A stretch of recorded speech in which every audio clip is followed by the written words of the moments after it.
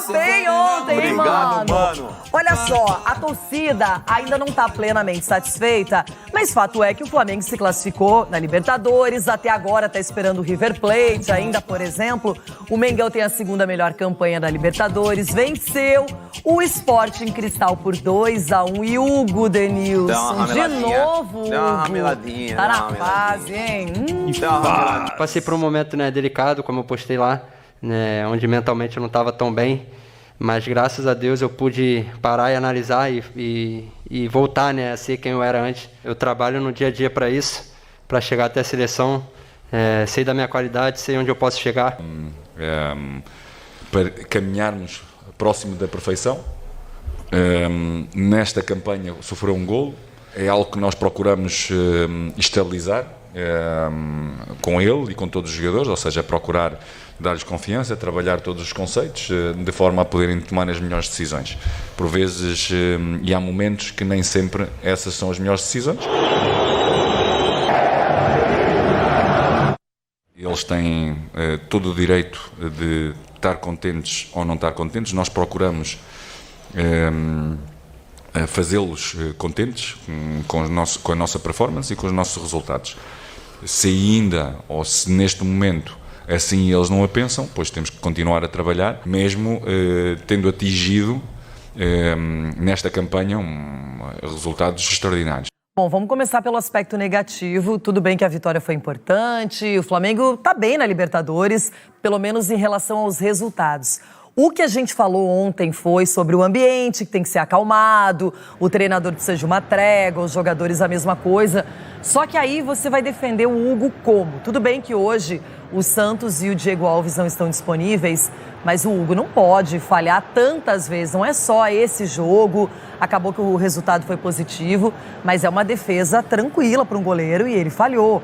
E aí a torcida já está de marcação, aumenta a pressão e também aumenta o número de vaias. Você imagina, Loirão, se você tem razão, você imagina se não tivesse classificado. Não, aí seria um caos. Perde o jogo, não classifica, porque do jeito que está, vencendo, enfim, avançando, até tá jogando um pouco melhor, dá para jogar ainda muito melhor, porque tem um time muito bom.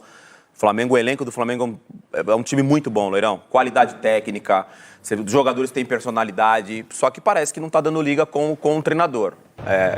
Eu não gosto também de ficar aqui sendo muito repetitivo em relação ao Jorge Jesus, mas acho que a declaração também trouxe um peso ainda maior para o trabalho do Paulo. Todo mundo já sabe o que o Jorge Jesus fez com o Flamengo, dificilmente outro treinador vai conseguir repetir isso. Mas é passado, pô.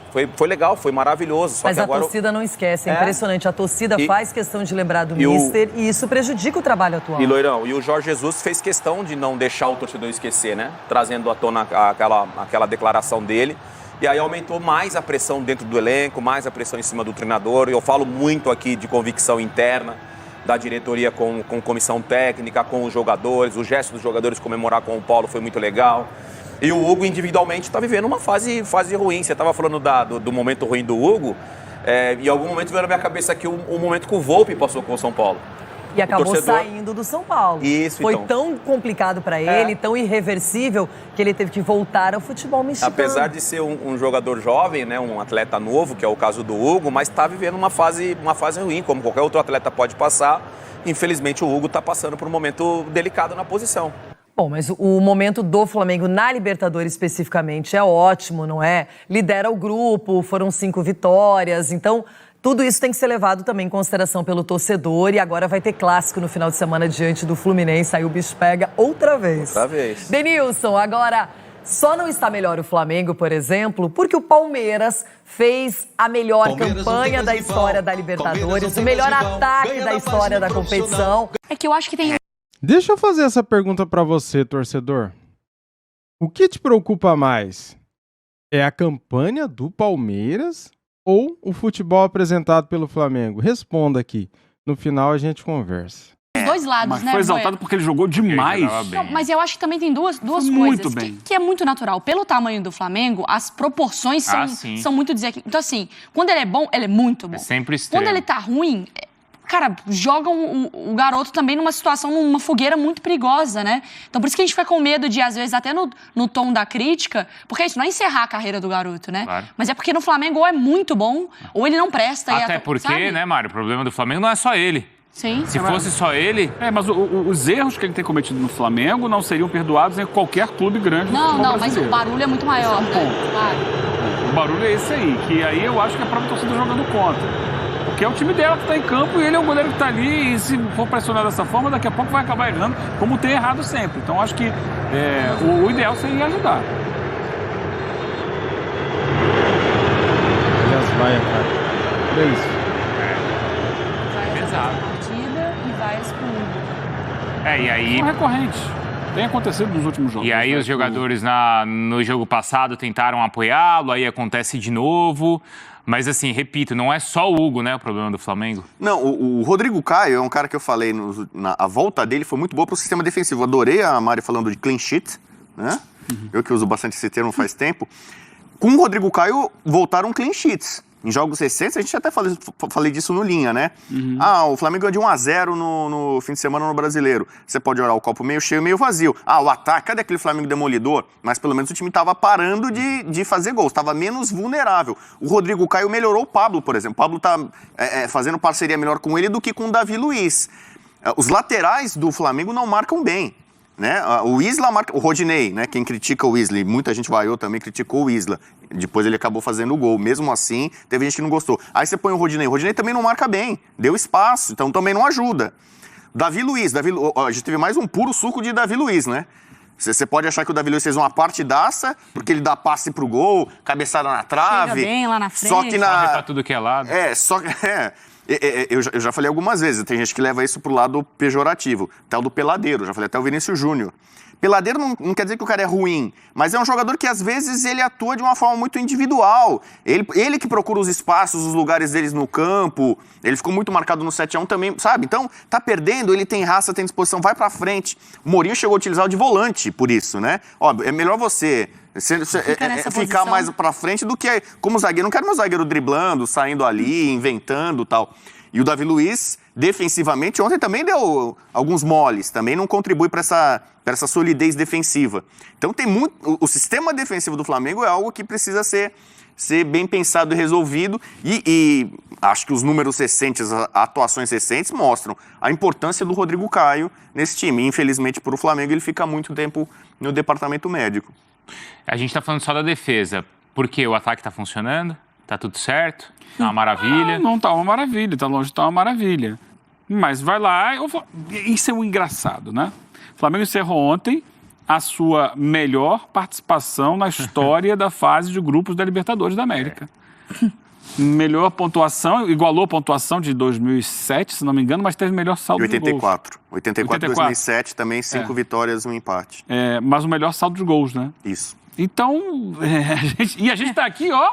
Descascando. Descendo a lenha. Você 2019, vê como é que é a história, né? Com aquele time do Abel, foi um sufoco ali, né? Com o Peñarol. Não, passou no 0-0 com o Peñarol ali, naquele sufoco. Vai perder, não vai perder e tal, mas passou.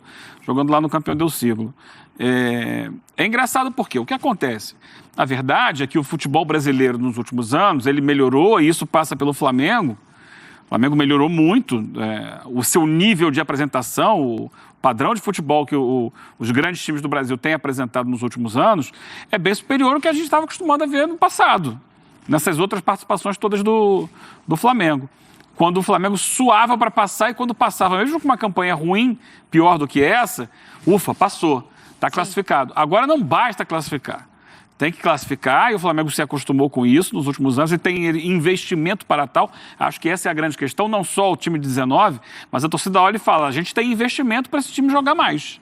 Então a gente vai cobrar mais desse time. E está sendo cobrado isso.